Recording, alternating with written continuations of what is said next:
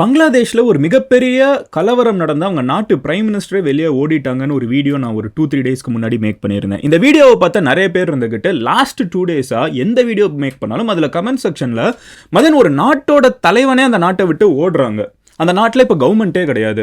Police மக்களுக்கு பயந்து வீட்டை விட்டு வெளியே வராமல் இருக்காங்க. அப்போ அந்த நாடு எப்படி தான் இருக்குங்கிற ஒரு பர்டிகுலர் கேள்வி என்கிட்ட மறுபடியும் கேட்டுட்டு இருந்தீங்க. அங்கே என்னதான் நடந்துட்டு இருக்குது? ஒரு நாட்டில் கவர்மெண்ட்டே இல்லைனா நம்ம அதை யோசிச்சு கூட பார்க்க முடியாது. கரெக்டாக போலீஸ் இல்லைனா, ஆனால் அதுதான் இப்போ பங்களாதேஷ். அங்கே ஏகப்பட்ட பிரச்சனைகள் போயிட்டு இருக்குது. இன்ஃபேக்ட் நம்மளுக்கு சில சோகமான நியூஸ் நம்மளுக்கு வெளியே வர்றது என்னன்னு பார்த்தீங்கன்னா, மைனாரிட்டிஸ்னா இப்போ அவங்க ஊரில் பங்களாதேஷில் யாருன்னு பார்த்தீங்கன்னா ஹிந்துஸ், அவங்களோட கோவில்கள் எரிக்கப்பட்டு இருக்குது, நிறைய வீடுகள் உடைக்கப்பட்டு இருக்குது, தங்கம் வைரம்லாம் வீட்டில் இருந்தால் திருடிட்டு போகிற கதைகள் நடந்துட்டு இருக்குது. ஸோ அது எதனால நடந்துட்டு இருக்குது? இதுக்கெல்லாம் ஒரு முற்றுப்புள்ளி இல்லையா? புதுசாக யார் அந்த நாட்டுக்கு தலைவனாக வரப்போகிறாங்க? இந்த மாதிரி நிறைய கேள்விகளை நீங்கள் கேட்டிருந்தீங்க. இந்த வீடியோ அந்த கேள்விக்கான பதில் தான். பங்களாதேஷ்ல இப்போ என்ன நடந்துட்டு இருக்குது? ஒரு விஷயம் நடக்கிறப்ப அதை பத்தி ஒரு மேஜர் விஷயத்தை மட்டும் பேசினா பத்தாது, பட் அதுக்கப்புறம் அதோட கான்சிக்வன்சஸ் இருக்குல்ல, அதையும் நம்ம தெரிஞ்சுக்கணும். இதுக்கு நடுவில் பிரைம் மினிஸ்டர், பங்களாதேஷோட பிரைம் மினிஸ்டர் இந்தியாவிலேயே இருக்க போறாங்களா, இந்தியா அப்படி அவங்களை வச்சுப்பாங்களாங்கிற கேள்வி இருக்குல்ல, எல்லாத்தையுமே நம்ம டீட்டெயிலாக பார்க்க ஆரம்பிப்போம். பட் அதை பார்க்க ஆரம்பிக்கிறதுக்கு முன்னாடி நீங்க இன்னும் அந்த சேனலை சப்ஸ்கிரைப் பண்ணலன்னா சப்ஸ்கிரைப் பண்ணுங்க. அப்போனா தான் இந்த மாதிரி வேர்ல்டில் நடக்கக்கூடிய எல்லா இன்ஃபர்மேஷனையும் என்னால் டெய்லி உங்ககிட்ட ஒரு வீடியோவில் நைட்டு தூங்க போகிறதுக்கு முன்னாடி நீங்கள் தெரிஞ்சுக்கிற மாதிரி சேர்க்க முடியும். ஸோ ஜாயின் பண்ணுங்க. அப்போனா தான் you will be informed about what's happening in the world. Let's get started now. Hello everyone, நான் Madan Gowri and hello my dear MG squad.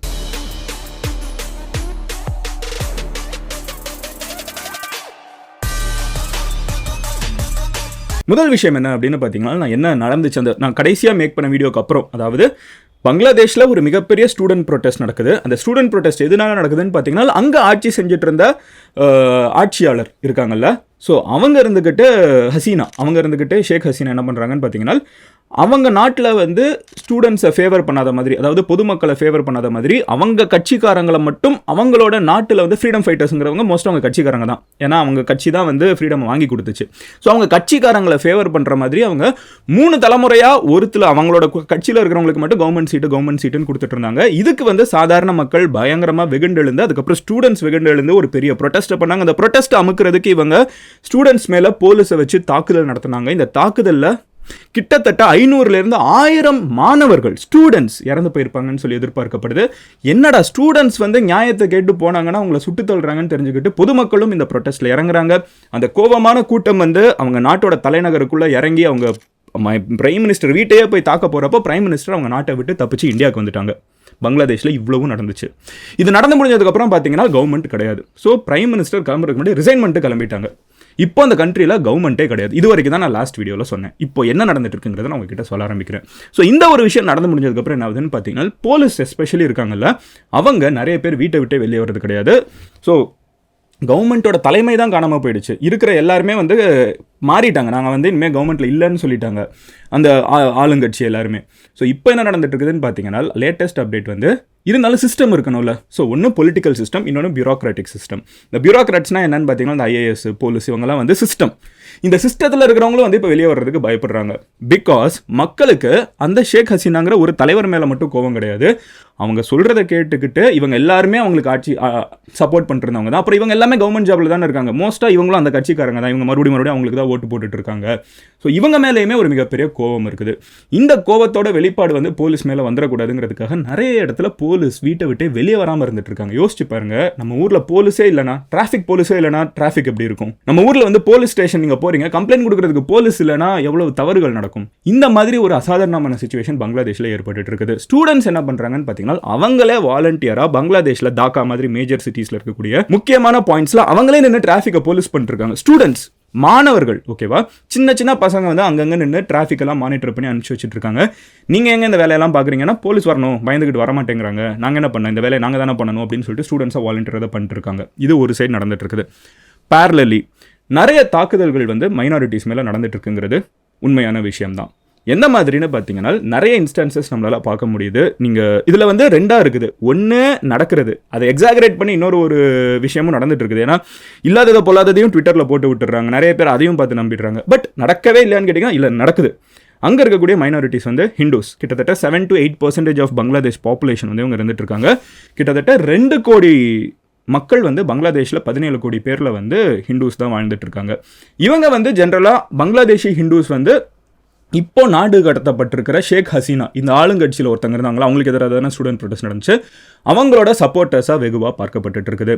இவங்க வந்து ஹிந்துஸ் வந்து இவங்களுக்கு சப்போர்ட் பண்ணுவாங்கங்கிறதுனால நிறைய பேர் என்னன்னா சப்போர்ட் பண்ணுவாங்கன்னு பார்க்கப்படுது. அவங்க அப்படி தான் ஓட்டு போடுவாங்களான்னு யாருக்குமே தெரியாது. அவங்க யாருக்கு ஓட்டு போடுறாங்களோ அவங்க தனிப்பட்ட முறையில் தான் பார்ப்பாங்க. பட் ஜென்ரல் ஐடியா வந்து ஓகே, இவங்க வந்து மைனாரிட்டியா, இவங்க இந்த கட்சிக்கு தான் ஓட்டு போடுவாங்கன்னு எல்லா கண்ட்ரிலையும் ஏதாவது ஒரு நம்பிக்கை இருக்கும்ல, இவங்க இப்படி தான் பண்ணுவாங்கன்னு ஒரு பிலீஃப் இருக்கும்ல. அந்த மாதிரி அங்கே வந்து இவங்கெல்லாம் ஷேக் ஹசீனாவுக்கு ஓட்டு போட்டுட்டு இருந்தாங்கன்னு சொல்லிட்டு அவங்களோட வீடுகள் நிறைய இடத்துல தாக்கப்பட்டு இருந்திருக்குது.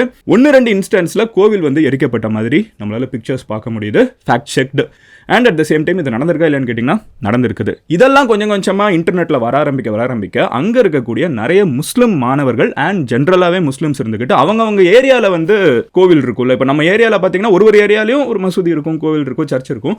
ஸோ அந்த மாதிரி இருக்கக்கூடிய ஒரு ஏரியாவில் இருக்கக்கூடிய பில்டிங்ஸை, ஹிந்து ப்ராப்பர்ட்டிஸை, அவங்க கடைகள் நிறைய இடத்துல, அதுவும் வேறு ஹிந்துஸோட கடைகள் வந்து உடைக்கப்பட்டு அவங்களோட வைரம்லாம் திருடப்பட்டிருக்குது, கோல்டு எல்லாம் எடுத்து செல்லப்பட்டிருக்குது. ஸோ இதெல்லாம் வந்து பாதுகாக்கிறதுக்கு அங்கே இருக்கிற முஸ்லீம் ஸ்டூடெண்ட்ஸ் அண்ட் முஸ்லீம் ஆக்டிவிஸ்ட் நிறைய பேர் வந்து இறங்கி கோவிலை பாதுகாக்கிறதுக்கு அவங்களே ஒரு ஹியூமன் செயின் ஃபார்ம் பண்ண காட்சிகளும் நம்மளால் பார்க்க முடியுது. நிறைய கடைகளை உடைக்கக்கூடாதுன்னு சொல்கிறாங்க. ஹிந்துஸோட ஃப்ரெண்ட்ஸ் யாராவது இருந்தாங்கன்னா அவங்களோட வீட்டு முன்னாடி போய் நின்று பாதுகாக்கிறதுக்கு இவங்களே போயிருக்காங்க. ஸோ இதுவும் ஒரு சைடு நடந்துட்டு இருக்குது. இது ரெண்டுமே நடந்துட்டு இருக்குது. இன்டர்நெட்டில் ஃபேக் நியூஸும் பரவிட்டு இருக்குது. ஸோ இது நடக்கவே இல்லையான்னு கேட்டிங்கன்னா நடந்திருக்குது. இது எக்ஸாகரேட்டடாக காமிக்கிறாங்களே, அந்த அளவுக்கு இது ஒரு பயங்கரமாக ஒரு ஜெனோசைட் நடக்கிற அளவுக்கு பேசிட்டு இருக்காங்களேன்னு கேட்டிங்கன்னா அது நடக்கலை. அங்கே இருக்கிற முஸ்லீம்ஸே அவங்கள காப்பாற்றிட்டு இருக்காங்கிறதா இப்போதைக்கு யதார்த்தமாக அங்கே நடக்கக்கூடிய விஷயம். இது ஒரு சைடு இருந்தாலும் இதில் இருக்கிறதுலையே ரொம்ப கஷ்டப்படுத்துகிற மாதிரி ஒரு இன்சிடென்ட் நான் உங்ககிட்ட சொல்லணும்னா, பங்களாதேஷோட ஃபாதர் ஆஃப் த நேஷன் அப்படின்னு நம்ம சொல்லணும்னா அது ஒரு புனை பெயர் தான். அப்படி நம்ம ஒருத்தங்களை சொல்லணும்னா, ஒருத்தங்களுக்கு வைக்கப்பட்ட பட்டம் யாருக்குன்னு பார்த்தீங்கன்னா ஷேக் முஜிபுர் ரஹ்மான் அப்படிங்கிறவர் தான். ஸோ அவர் தான் இந்தியாவுக்கு எப்படி வந்து மகாத்மா காந்தி, நேருலாம் வந்து பயங்கரமாக இண்டிபெண்டன்ஸ் வேலை பார்த்தாங்களோ, ஷேக் முஜிபுர் ரஹ்மான்கிறவர் தான் வந்து பங்களாதேஷோட இண்டிபெண்டன்ஸ்க்கு போராடின ஒருத்தர். அவரோட சிலைகள் வந்து நிறைய இடத்துல உடைக்கப்பட்டு இருந்துச்சு. ஏன்னா அவர் தான் முதல்ல இந்த மாதிரி ஃப்ரீடம்க்கு போராடினவங்களுக்கு நான் கோட்டா தரேன் அப்படின்னு சொல்லிட்டு அவர் தான் முதல்ல சொன்னார். அதை தான் வந்து அவங்களோட மகள் வரைக்கும் இப்போ வந்து ஃபாலோ பண்ணிருந்தாங்க. ஸோ இப்போ அவர் மேலே இருக்கிற கோவத்தில் என்ன பண்ணுறாங்கன்னு பார்த்தீங்கன்னா அவரோட சிலையை உடைக்கிறாங்க. அதெல்லாமே நம்மளுக்கு என்னென்னா அவங்க நாட்டோட தலைவரோட சிலையை உடைக்கிறாங்கன்னு நம்ம ஆச்சரியப்பட்டு பார்த்துட்டு இருந்தாலும் இது ஒரு ஸ்டெப் அதிகமாக போய் என்ன பண்ணுறாங்கன்னு பார்த்தீங்கன்னா போன வருஷம் இல்லை 2021 இவரோட வாழ்க்கை கதை வந்து ஒரு படமாக எடுக்கப்பட்டுச்சு. ஓகேவா? அந்த படமாக எடுத்த படத்தில் வந்து ஒருத்தர் ஹீரோவாக நடிச்சிருப்பார்ல, அவர் வந்து ஹீரோவாக நடித்த காரணத்துக்காகவே அவரோட வீட்டை போய் அடிக்க போயிருக்காங்க. அவர் அங்கேருந்து தப்பிச்சு அவரும் அவங்க அப்பா எல்லாம் ஓடி இருக்காங்க. அப்படி போயிட்டு இருக்கப்போ 2 பேரையுமே வழிமறிச்சு அவங்க கூட்டம் வந்து அடித்ததில் அவங்க 2 பேருமே இறந்து போயிட்டாங்க. இந்த கூட்டமாக போய் ஒருத்தவங்களை தாக்குறதுன்னு சொல்லுவாங்களா, அவங்க 2 பேருமே இறந்து போயிட்டாங்க. Which is Crazy. இதுவும் ஒரு சைடு நடந்துட்டு இருக்குது. இப்போ கவர்மெண்ட் என்ன தான் பண்ண போகிறாங்க? ஒரு மாதிரி கேட்குறதுக்கே கஷ்டமாக இருக்குல்ல. ஒரு நாட்டில் இப்போ ஒரு லா அண்ட் ஆர்டரே இல்லாமல் எங்கே போக போகுது அப்படின்னு ஒரு கேள்வி இருக்கும்ல. இதுக்கு நடுவில் என்ன சொல்யூஷன் இப்போ கண்டுபிடிச்சிருக்காங்கன்னு பார்த்தீங்கன்னா முகமது யூனஸ் அப்படிங்கிற ஒருத்தர் இருக்கார். இவர் ரொம்ப நேர்மையான ஒரு பர்டிகுலர் மனுஷன். கிராமின் பேங்க் அப்படிங்கிற ஒரு விஷயத்தை வந்து பங்களாதேஷில் ஆரம்பித்து வச்சுருக்காரு. அங்கே இருக்கக்கூடிய ரூரலாக இருக்கக்கூடிய நிறைய பெண்கள், ஆண்கள் எல்லாருமே எம்பவர் ஆகணுங்கிறதுக்காக நிறைய உழைச்ச ஒரு பர்டிகுலர் மனுஷன். இவருக்கு நோபல் ப்ரைஸே கொடுத்துருக்காங்க. It's a Nobel laureate. ஓகேவா? இவர் வந்து கொஞ்சம் வருஷத்துக்கு முன்னாடி நான் ஒரு பார்ட்டி உருவாக்கி பங்களாதேஷை நான் இன்னும் டெவலப் பண்ணும் அப்படின்னு நினச்சிட்டு இருந்த காலகட்டத்தில் ஷேக் ஹசீனா இப்போ அந்த நாடு கடத்தப்பட்டாங்கல்ல, நம்ம ஊர் கூடி வந்திருக்காங்கல்ல. ஸோ அந்த பிரைம் மினிஸ்டர் என்ன பண்ணுறாங்கன்னு பார்த்தீங்கன்னா இவரை வந்து பயங்கரமாக எப்படி இல்லாமல் பிளாக்மெயில் பண்ணி ஆட்சி வர வைக்க, கவர்மெண்ட்டே கட்சியை ஃபார்ம் பண்ண விடலை. எல்லா இடத்துலையும் நடக்கிறதும். புதுசாக யாராவது கட்சி ஃபார்ம் பண்ணாங்கன்னா அதுக்கு என்னென்ன தொல்லை கொடுக்க முடியுமோ கொடுப்பாங்கல்ல, அதெல்லாம் பண்ணிட்டாங்க. அதோட மட்டும் நிறுத்தாமல் இவர் ஃபியூச்சர்லையும் கட்சி ஆரம்பிச்சிடக்கூடாதுங்கிறதுக்காக அவர் மேலே ஏகப்பட்ட பொய் கேஸ், 143 பொய் கேஸை வந்து கவர்மெண்ட் அவர் மேலே போடுது. லிட்டரலாக பங்களாதேஷ்காகவே வாழ்ந்த ஒரு மனுஷன்னா இவரை சொல்லலாம். அவர் மேலே வந்து ஷேக் ஹசீனாவோட கவர்மெண்ட் வந்து ஏகப்பட்ட பொய் கேஸை வந்து முகமது யூனஸ் மேலே போடுது. பொய் கேஸை போட்டதுக்கப்புறம் அவரை வந்து அவர் வந்து அந்த இடத்துல இருக்கிறதே ரொம்ப தப்பு, பங்களாதேஷில் ஒரு ஜெயிலில் போடணும்னு சொல்லிட்டு கேஸெல்லாம் போடுறாங்க. இவர் ப்ளீட் பண்ணுறாரு, இல்லை இது எல்லாமே வந்து ஒரு ரப்பர் ஸ்டாம்ப் மாதிரி நீங்கள் வேலை பார்த்துட்டு இருக்கீங்க, உண்மையிலே இப்படி ஒன்று நடக்கவே கிடையாது, நீங்கள் வந்து பிரைம் மினிஸ்டர் என்ன சொல்கிறாங்களோ நீங்கள் அப்படியே என்கிட்ட வந்து சொல்லிருக்கீங்கன்னு போலீஸ் எடுத்து பேசுகிறாரு. கோர்ட்டும் இவருக்கு எதிராக வந்து ஆர்டர்லாம் கொடுக்குது. இவ்வளவு பிரச்சனைக்கு நடுவில் முகமது யூனஸ் இருந்தார். ரீசெண்டாக இவர் வந்து வெளிநாட்டுக்கு போயிருந்தார் அவரோட உடல்நலை சிகிச்சைக்காக. இப்போ அவர் வந்து அங்கேருந்தே சப்போர்ட் கொடுத்துருந்தார். இந்த ஸ்டூடெண்ட்ஸ் மூவ்மெண்ட் நடக்கிறப்ப நான் அவங்கள சப்போர்ட் பண்ணுறேன், இவ்வளோ ஸ்டூடெண்ட்ஸ் வந்து இறங்கி போராட்டீங்க, நான் சப்போர்ட் பண்ணுறேன்னு அவர் வெளிநாட்டில் இருந்து வாய்ஸ் கொடுத்துருந்தாரு. இப்போ இவ்வளோ பெரிய விஷயம் நடந்ததுக்கப்புறம் அவரை வந்து ஒரு இன்டெரிம் லீடராக அனௌன்ஸ் பண்ணியிருக்காங்க. ஸோ இப்போ இருக்கிற கவர்மெண்ட் வந்து கம்ப்ளீட்டாக டிசால்வ் பண்ணப்பட்டுருச்சு, ரிசைன் பண்ணி எல்லாரும் ஓடிட்டாங்க. புதுசாக இன்னொரு கவர்மெண்ட் வரணும்ல, அந்த கவர்மெண்ட் வர்ற வரைக்கும் இது எல்லாத்தையும் சரி பண்ணணும்ல. இப்போ என்னென்னா அந்த வீடை எரிச்சிட்டு இருக்காங்க, கோவிலை எரிச்சிட்டு இருக்காங்க, அப்புறம் வந்து சிலையை போட்டு உடச்சிட்டு இருக்காங்க, நடித்த காரணத்துக்காக ஒரு நடிகனை போட்டு எரிச்சிட்டு இருக்காங்க, இதெல்லாம் நடந்துட்டு இருக்குல்ல. ஸோ இதெல்லாம் முதல்ல செக் பண்ணும். போலீஸ் வீட்டை விட்டு வெளியே வர மாட்டேங்கிறாங்க, அவங்கள மறுபடியும் வர வைக்கணும், மக்களுக்கு கவர்மெண்ட் மேலே நம்பிக்கை உருவாக்கணும். It's a very big task. ஒரு கவர்மெண்ட் மேலே மக்கள் வந்து நம்பிக்கை இல்லாமல் சுற்றிட்டு இருக்காங்க, அந்த மக்களை வந்து மறுபடியும் இந்த நாட்டில் இருக்கிற கவர்மெண்ட் மேலே நம்பிக்கை உருவாக்கணும். ஸோ இந்த டாஸ்க்கை முகமது யோனாஸ் அவர்கள்கிட்ட கொடுத்துருக்காங்க. அண்ட் எதிர்க்கட்சி தலைவருமே வந்து ஒரு வீடியோ ரிலீஸ் பண்ணியிருக்காங்க. அதில் ஃபர்ஸ்ட் டைம் இதெல்லாம் நடந்து முடிஞ்சதுக்கப்புறம் அவங்களும் பார்த்தீங்கன்னா வந்து இந்த ஷேக் ஹசீனா அவங்கனால வந்து ஜெயிலில் போடப்பட்ட நிறைய பேர் இருக்காங்க, கேள்வி கேட்டால் தூக்கி ஜெயிலில். ஸோ இவங்களுமே வந்து ஒரு மாதிரி ரூடாக தான் பிஹேவ் பண்ணியிருக்காங்க, ஒரு மாதிரி இல்லை, ஃபுல்லாகவே ரூடாக தான் பிஹேவ் பண்ணியிருக்காங்க. ஸோ அப்போ அவங்களும் என்ன சொல்கிறாங்கன்னு பார்த்தீங்கன்னா அமைதியாக இருங்க இப்போ அவங்களும் ஒரு மெசேஜ் சொல்லியிருக்காங்க. ஸோ அரசியல் கட்சி தலைவர்கள் எல்லாருமே ஒன்றா சேர்ந்து இப்போதைக்கு பங்களாதேஷ் அமைதியாக இருக்கணும்னு ஒன்று கூடி ஒரு ஒப்பீனியனும், அட் த சேம் டைம் ஒரு புது கவர்மெண்ட் ஃபார்ம் பண்ணுற வரைக்கும் முகமது யோனாஸ் அவர்கள் கிராமின் பேங்கோட ஃபவுண்டர் அண்ட் பங்களாதேஷோட ஒரு ஆர்கிடெக்ட் அப்படின்னே சொல்லலாம். ஸோ அவர் கிட்டத்தட்ட 84 வயசு ஆயிடுச்சு அவருக்கு. அவர் வந்து இன்டரிம் கவர்மெண்ட்டோட வந்து லீட் பண்ணுவார்னு சொல்லப்பட்டிருக்கு. இதுதான் இப்போ பங்களாதேஷில் இருக்கக்கூடிய அப்டேட்.